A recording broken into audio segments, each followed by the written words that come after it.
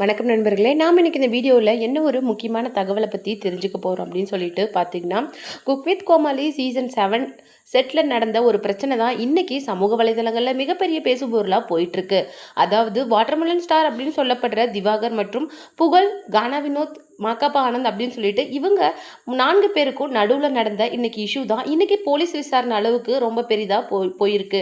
இதுக்கு ஒரு முக்கியமான காரணம் என்ன அப்படின்னு சொல்லிட்டு பார்த்தீங்கன்னா, திவாகர் தன்னை மாகாபா ஆனந்த் பெரிய இரும்பு ராடால தாக்கிட்டாரு. அது மட்டும் இல்லாமல் இந்த காயத்தால் தான் நான் இன்னைக்கு ஹாஸ்பிட்டலைஸ் ஆகி அதுக்கப்புறம் வீட்டுக்கு போனேன். அது மட்டும் இல்லாமல் அவங்களோட 3 பேர் மேலேயும் நான் தனித்தனியாக கம்ப்ளைண்ட் ஃபைல் பண்ணியிருக்கேன். அவங்க என்னை தாக்கினது மட்டும் கிடையாது, என்னுடைய அம்மா அப்படின்னு சொல்லிட்டு ரொம்பவும் தவறான வார்த்தைகளை பயன்படுத்தி மொத்தமாக என்னுடைய ஃபேமிலியே பேசியிருக்காங்க. இதை நான் சும்மா விட மாட்டேன். நான் ஒரு மருத்துவர் என்னை 3 பேர் தாக்க வந்தா என்னால் என்ன செய்ய முடியும் அப்படின்னு சொல்லிட்டு கம்ப்ளைண்ட் ஃபைல் பண்ணியிருக்கிறதா திவாகர் சொல்லியிருந்தாரு. இதில் இன்னொரு முக்கியமான விஷயம் என்ன அப்படின்னு சொல்லிட்டு பார்த்தீங்கன்னா, மாகாபா ஆனந்த் என்னை தாக்கும் போது அவர் குடிபோதையில் இருந்தார். கிட்டத்தட்ட 24 மணி நேரமும் அந்த ஆள் குடிபோதையில் தான் இருக்கிறாரு. அதை என்னால் எங்கே வேணாலும் சொல்ல முடியும். இன்ஃபேக்ட் அதை மறைக்கிறதுக்காக தான் அவர் 24 ஹவர்ஸுமே கூலஸ் போட்டிருக்காரு அப்படின்னு திவாகர் ஒரு விஷயத்த சொல்லியிருக்காங்க. அது மட்டும் இல்லாமல் இந்த விஷயத்துக்கு அவங்க விசாரணைக்கு போலீஸ் ஸ்டேஷனுக்கு அழைக்கப்பட்டு அவங்க விசாரணை நடந்து முடிஞ்ச அப்புறமேலு மீடியாவுக்கு பதில் சொல்லியிருக்காங்க. அதில் என்ன சொல்லியிருக்காங்க அப்படின்னு சொல்லிட்டு பார்த்தீங்கன்னா, ரொம்பவும் கண்கலங்கிற மாதிரி வேதனையோட மாகாபா ஆனந்த் பேசியிருக்காங்க. எனக்கு இதெல்லாம் தேவையா? இன்னைக்கு சித்திரை 1 தமிழ் புத்தாண்டு. ஆனால் நான் எங்கே நின்றுட்டு இருக்கேன் பாருங்க. காலையிலேருந்து நான் வீட்டுக்கு கூட இன்னும் போகல, என்னுடைய ஃபேமிலியை கூட இன்னும் பார்க்கல, கோயிலுக்கு கூட நான் இன்னும் போகலை அப்படின்னு சொல்லிட்டு ரொம்பவும் வருத்தப்பட்டு பேசியிருக்காங்க. நான் ஒரு பொண்ணுக்காக நின்னதுனால தான் இன்னைக்கு இங்கே நிற்கிறேன். இது மட்டும் இல்லை, கமிஷனர் ஆஃபீஸுக்கு கூட நான் போகிறதுக்கு கவலைப்பட மாட்டேன். ஆனால் இந்த மாதிரி ஆட்களை வளர்த்து விடுறது நீங்கள் தான் அப்படின்னு சொல்லிட்டு ரொம்ப கோவமாக பேசியிருக்காங்க. மாகாபா ஆனந்தோட இந்த வேதனையான வீடியோக்கு பின்னாடி விஜய் பிரியங்கா ஒரு விஷயத்த பதிவு பண்ணியிருக்காங்க. இன்னைக்கு அவருக்கு ஆதரவாகவும் திவாகருக்கு கண்டனம் தெரிவிக்கிற விதமாகவும் விஜய் பிரியங்கா பேசின விஷயங்கள் தான் இன்னைக்கு சமூக வலைதளங்களில் மிகவும் வைரலாக போயிட்டு இருக்கு. அது என்ன அப்படிங்கிறது தான் நாம் இந்த வீடியோவில் டீட்டெயிலாக பார்க்கலாம். வீடியோக்குள்ளே போகிறதுக்கு முன்னாடி நீங்கள் நம்ம சிபி ட்ரெண்டிங்க்கு புதியவராக இருந்தால் மறக்காம நம்ம சேனலை சப்ஸ்கிரைப் பண்ணி ஃபாலோ பண்ணிக்கோங்க. வாங்க வீடியோக்குள்ளே போகலாம்.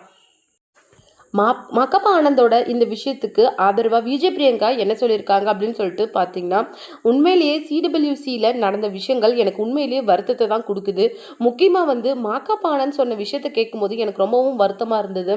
அந்த விஷயம் சோஷியல் மீடியாவில் வைரலாக போகும்போதே நான் அவருக்கு கால் பண்ணி இந்த விஷயத்தோட முழு டீட்டெயிலையும் கேட்டேன். இருந்தாலுமே இந்த விஷயத்தில் அவர் மேலே எந்த தப்பும் இருக்காது அப்படின்னு சொல்லிட்டு எனக்கு முன்னமே தெரியும். ஏன்னா ஒருத்தரை இப்படி கண்மூடித்தனமாக தாக்குற ஆளும் கிடையாது, குடிக்கிற பர்சனும் கிடையாது மாகாபான்னு எனக்கு தெரியும். எனக்கு கிட்டத்தட்ட நான் 5 to 6 இயர்ஸுக்கு மேலே ஒரு பர்சன் கூட ஒர்க் பண்ணுறேன். ஒரு நாளைக்கு கிட்டத்தட்ட நான் 15 மணி நேரம் ஒரு பர்சன் கூட ஒர்க் பண்ணுறேன். அப்படிங்கும்போது அவரை பற்றின ஃபுல் டீட்டெயிலும் எனக்கு தெரியும். ஏன்னா அவர் எந்த மாதிரி கேரக்டர், எப்போ எந்த மாதிரி ரியாக்ட் பண்ணுவார் அப்படின்னு சொல்லிட்டு எனக்கு ரொம்ப நல்லா தெரியும். ஒரு ஜெம்மான ஒரு பர்சன் உங்களுக்கு ஃப்ரெண்டாக இருக்கணும்னா அது உண்மையிலேயே மாகாபா மாதிரி உங்களுக்கு அமைஞ்சா உங்களுடைய லைஃப் ரொம்ப சூப்பராக இருக்கும்.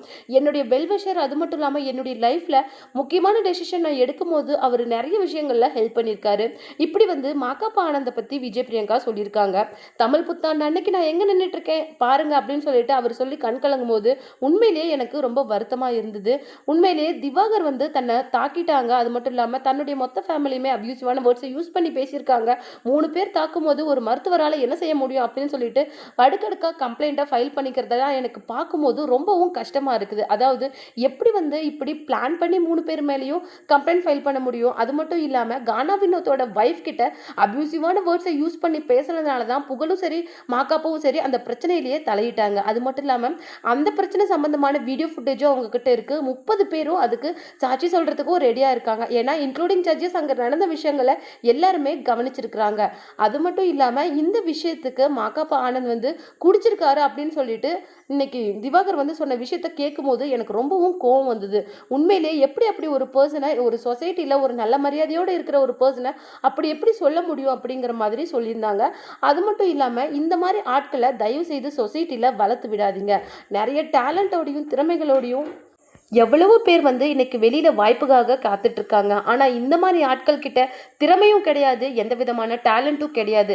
ஆனா சும்மா சும்மா 3 மாசத்துக்கு ஒரு தடவை கண்டென்ட்ங்கிற பேர்ல யாரையாவது புடிச்சு இன்னைக்கு மேல வராரு. எப்படி அந்த ஆள் வந்து இன்னைக்கு மீடியா ஃபீல்டுக்குள்ள வந்தாரு?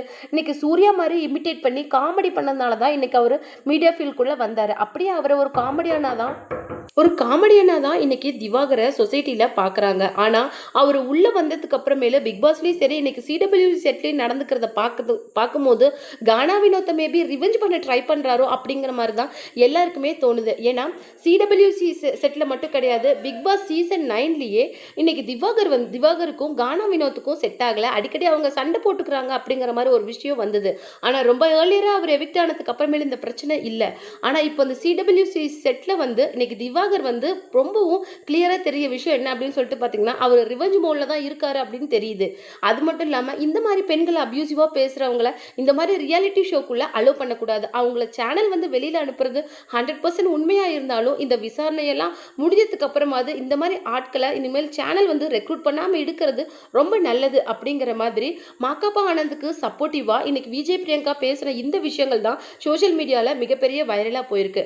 அது மட்டும் கிடையாது, இந்த விஷயத்துக்கு சம்பந்தப்பட்ட பாக்யா, கானா வினோத், அது மட்டும் இல்லாம புகழ், மாக்காப்பா அப்படின்னு சொல்லிட்டு எல்லாருமே போலீஸ் ஸ்டேஷன்ல அந்த விசாரணைக்காக அலோவ் பண்ணியிருக்காங்க. அது மட்டும் இல்லாமல் ஒத்துழைச்சு அந்த விசாரணையை முடிச்சுட்டு தான் இந்த மீடியாவுக்கு இவங்க வந்து இந்த விஷயத்தையே எக்ஸ்பிளைன் பண்ணி சொல்லியிருக்காங்க. தயவு செய்து இந்த மாதிரி ஆட்களை வளர்த்து விடாதீங்க. அந்த ஆள் வந்து பண்ணுற விஷயங்களை பார்க்கும்போது அவ்வளோ இரிட்டேட் ஆகுது அப்படின்னு சொல்லிட்டு புகழ் மட்டும் இல்லை, மாக்காப்பாவும் இந்த விஷயத்த சொல்லியிருக்காரு.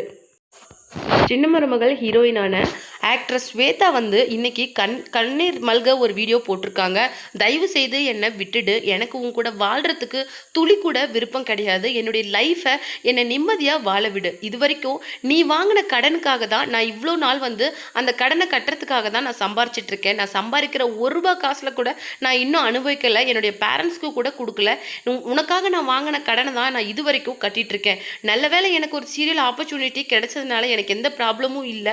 உன்னுடைய கடனை நான் கட்டியிருக்கேன். ஆனால் மேபி இந்த ஆப்பர்ச்சுனிட்டி எனக்கு கிடைக்கலனா என்னுடைய லைஃப் எப்படி இருக்கும்னு நினச்சி பார்க்கவே எனக்கு செத்துடலாம் போல இருக்குது அப்படின்னு சொல்லிட்டு சின்ன மருமகள் ஆக்ட்ரஸ் ஆன ஸ்வேதா வந்து கண்ணீர் மல்க அந்த வீடியோ போட்டதை பார்க்குறதுக்கு எல்லாருக்குமே ரொம்பவும் கஷ்டமாக இருந்தது.